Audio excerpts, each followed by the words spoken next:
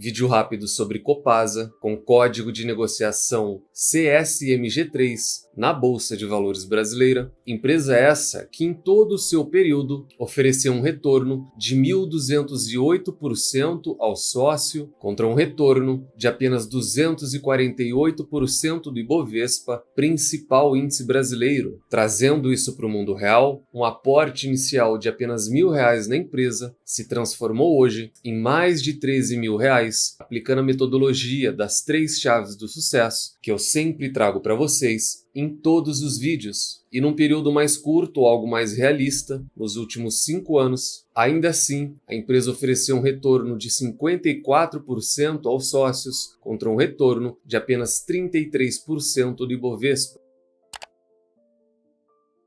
Sempre lembrando que na parte de baixo de todos os vídeos eu deixo uma lista de indicação de livros que você tem que obrigatoriamente estar lendo antes de investir em alguma ação, antes de entrar no mercado de capitais. Vídeo sobre o balanço da empresa, a gente vai comentar o resultado, vamos falar também sobre dividendos, análise fundamentalista, no final do vídeo gerenciamento de risco mais importante para o investidor, a minha opinião, e algumas ressalvas quanto à companhia. Copasa que nos últimos 12 meses acumula uma alta forte de 22%. Isso faz todo sentido porque a empresa vem performando bem, vem entregando bons números e vem, acima de tudo, pagando bons proventos. Ela praticamente anunciou dividendos trimestrais, porém agora o que a gente vai tratar é do resultado financeiro da companhia que ela acabou de divulgar. E ainda no tema de resultados, anotem na agenda, amanhã dia 30 e quinta-feira dia 2, mesmo não sendo data de vídeos, os vídeos aqui no Aberto são de segunda, quarta, sexta e domingo. Na terça-feira, a gente vai estar debatendo os resultados do Santander e na quinta-feira, os resultados do Bradesco. Essa cobertura do setor bancário sempre vai ser imediata, porque o setor bancário e essas empresas são inclusive empresas que a gente está fazendo um grande aporte na carteira da comunidade. Números oficiais da companhia, sempre acessem o RI de todas as suas investidas. A empresa acabou de divulgar o seu resultado, a gente vai fazer a leitura e descobrir juntos qual foi o resultado da companhia. Release de resultados, primeiro trimestre 2024. Primeiramente os destaques, e o que eu já posso ver é que ela traz receita e lucro, não trazendo de imediato informações menos importantes, o que já é um sinal positivo. A receita de água e esgoto da companhia totalizou 1,7 bilhão, um aumento de 7%. Os custos totalizaram 1,15 bilhão, um aumento de quase 10%. Interessante a gente observar essa linha de custos. O EBITDA da companhia foi 3,4% superior e a margem foi de 41% contra 42% no primeiro trimestre de 2023, portanto ano sobre ano. O lucro líquido da companhia foi de R$351 milhões, 4,1% superior ao ano passado, quando somou R$337 milhões.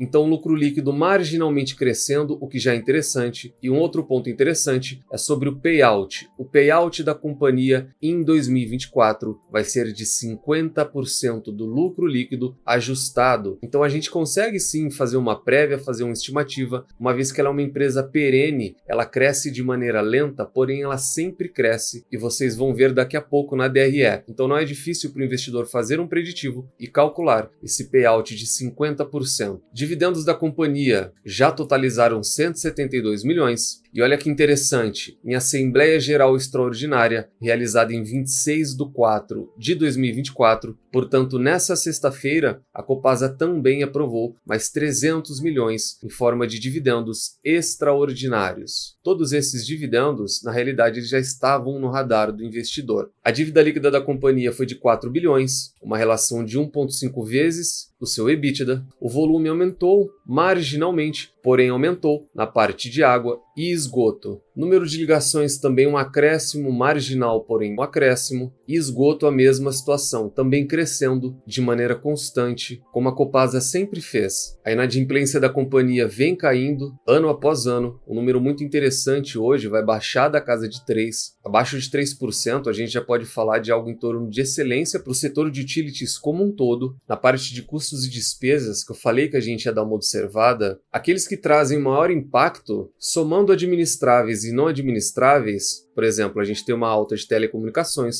só que o impacto é muito pequeno. Aqueles que despontam, essa alta de 15% de serviços de terceiros e essa alta de 12% na linha de energia elétrica. Então nós tivemos uma alta de quase 2 dígitos na linha de custos, porém nem receita, nem EBITDA e nem lucro acompanharam isso. É algo para o sócio ficar atento nos próximos balanços. A gente tem o EBITDA da companhia praticamente estável no year over year, só que vale a observação da empresa sobre a alteração na forma em que eles contabilizam créditos tributários. E o ponto interessante é que o período foi menor. No primeiro TRI desse ano nós tivemos 88 dias e no primeiro TRI do ano passado nós tivemos mais de 90 dias. E parece pouco, mas 2 dias de geração de caixa operacional de uma empresa tão grande é um valor considerável. E aqui a parte interessante, a boa notícia de tudo aquilo que já estava no radar. Nós tínhamos aqueles 172 milhões, com Datacom para 25/3, e logo no mês seguinte, 30 dias depois, nós já temos mais um anúncio muito mais forte, praticamente o dobro, com a Datacom para o dia 26/4, um valor total de 300 milhões de reais, e o valor por ação 0,79 data de pagamento, também muito próximo, o que é ótimo para o investidor. Comunicado, Datacom e data do pagamento logo na sequência, vai ser no dia 10/5. Como isso é dividendo extraordinário, aqui nós não temos a incidência de imposto de renda. Quando a gente pega esse 0,79 e divide pela cotação atual da companhia, nós temos um yield que beira 4%. É um ótimo dividend yield para apenas um pagamento. Dívida líquida versus EBITDA aumentou de 1,4 para 1,5. O EBITDA vem contribuindo bastante para esse resultado, porém quando a gente olha em valores nominais, a gente teve um aumento de praticamente 800 milhões de reais em apenas 12 meses. Situação hídrica ainda confortável, e tudo isso se traduziu em quê? O resultado consolidado da Copasa. Uma receita de 1,8 bilhões, 7% superior no year over year, e um lucro líquido de 351 milhões, aumento de 4% quando comparado a 337 milhões. Interessante que a Copasa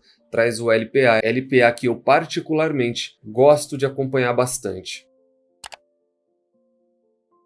Copasa, que coberta por 10 casas ou 10 analistas, tem 8 recomendações para neutra, 2 recomendações de compra e nenhuma recomendação para venda. Análise fundamentalista, lucros e mais lucros, tese essa de Peter Lynch. A gente pega a DRE da companhia, maior histórico possível, e é visível a crescente de receita da companhia. É visível também que ela nunca ofereceu prejuízo aos sócios, e essa é uma das poucas demonstrações que podem ser comparáveis à da Sanepar, que tem a melhor DRE de toda a Bolsa de Valores, mas a gente vai comentar isso no gerenciamento de risco. Quanto ao ROI, Return on Equity, tese essa de Warren Buffett, ela tem uma média histórica de 10%, é uma média baixa quando comparado ao setor e é uma média mais baixa ainda quando comparado àquilo que ela tem potencial de entregar. O retorno sobre o patrimônio líquido da empresa atual está na casa de 16%.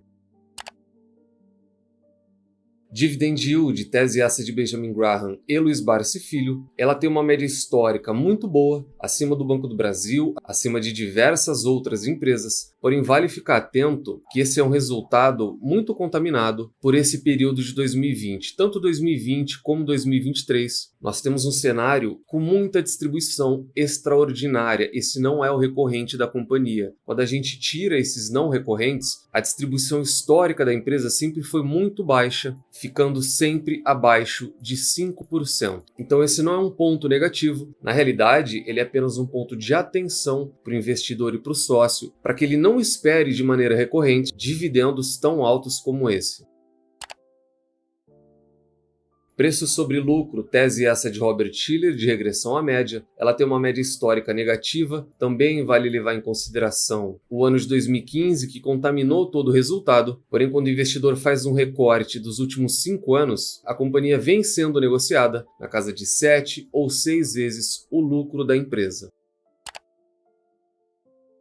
Dívida líquida versus EBITDA, tese essa de Peter Lynch, ela tem uma média histórica muito boa, um ratio de apenas 1,51. É um histórico curto, o investidor deve levar isso em consideração, porém ele também deve levar em consideração um outro fator extremamente negativo que a gente vai citar no gerenciamento de risco, que é a gestão. A gente fala de uma gestão estatal com tendência de piorar por conta da federalização. Só que mesmo assim, nos últimos 5 anos, a empresa vem fazendo um bom trabalho de caixa, é um ponto que traz tranquilidade para os sócios.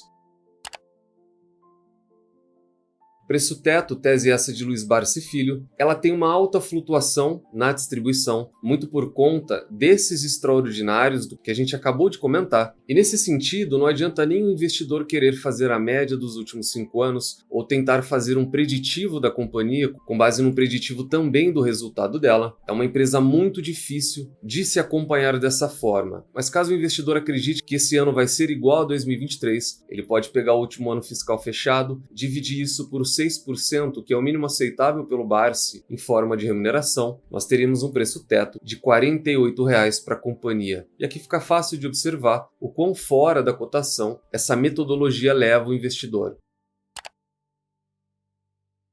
O preço justo, tese essa de Benjamin Graham, pegamos 22,5, multiplicamos pelo Earnings Per Share, que é o LPA, 3,40, multiplicamos novamente pelo Business Value Per Share, que é o VPA, 20,75, extraímos a raiz quadrada e teremos um preço justo, também na casa de R$ 40.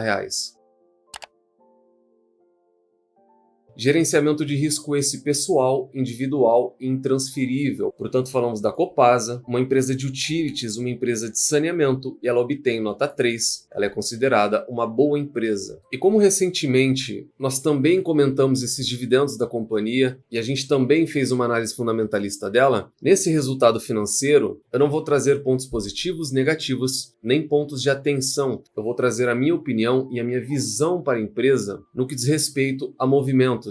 Porque ela é uma empresa que, quando deu oportunidade, eu aumentei posição, eu já deixei claro o quanto eu gosto da empresa. Aqui abaixo nós temos a DRE da Sanepar e a Copasa é uma das poucas empresas onde a DRE também cresce de maneira constante, ela parece um reloginho, essa é a palavra que eu sempre utilizo. Só que vale lembrar que a companhia vem desempenhando bem, ela vem acima de tudo distribuindo bem, só que ela é uma empresa que está nas suas máximas históricas, e é a mesma analogia que eu trouxe no setor bancário e financeiro, amplamente coberto por nós, amplamente investido. Caso você queira acompanhar esses movimentos, considere ser membro. No caso do Banco do Brasil, que é uma empresa que eu gosto bastante, é uma empresa que eu confio bastante, porém o momento do Banco do Brasil, ele tem essa similaridade na distribuição, ele tem essa similaridade da valorização da cotação, estando também nas suas máximas. E no caso do Banco do Brasil, eu cito todos os pontos positivos, mas sempre com um cuidado e um carinho especial. Eu falo para o investidor para ele ir com calma, para ele ter cautela, para ele investir aos poucos, para que ele não tenha nenhum tipo de decepção. A lógica na Copasa é a mesma, só que aqui a gente adiciona um perigo a mais, que é toda a questão da federalização. A federalização que já corre desde o ano passado, onde Cemig e Copasa estão envolvidas, e a grande questão aqui não é nem sobre como a Copasa vai performar caso ela vá para baixo da federação. O grande ponto é que, como sócio, talvez não faça tanto sentido aumentar posição nesse momento, talvez faça mais sentido esperar alguma oportunidade, esperar alguma notícia ruim, para daí sim fazer qualquer movimento novo na companhia. Ela está num período de distribuição máxima, ela está nas suas máximas históricas e, ao mesmo tempo, ela tem toda essa questão de federalização. Isso pode ser um prato cheio para, de uma hora para outra, o investidor ter uma surpresa e as ações responderem de maneira muito brusca. Ruim para aquele que não se planejou e talvez um ponto de entrada para quem se planejou. Portanto, hoje falamos da Copasa, um resultado muito em linha, sempre perene, previsível e crescente. Deixa no comentário se gostaram ou não, se são sócios ou se estão também esperando uma oportunidade de aumentar posição ou de se tornarem sócios. Nunca se esqueçam das 3 chaves do sucesso. Encontre excelentes empresas a preços atrativos, com uma excelente gestão e nunca mais as vendam. Tranque as 7 chaves, o Valor Investing foi e ainda é a melhor maneira do investidor pequeno individual multiplicar o seu capital na Bolsa de Valores. Nos vemos no próximo vídeo e até lá.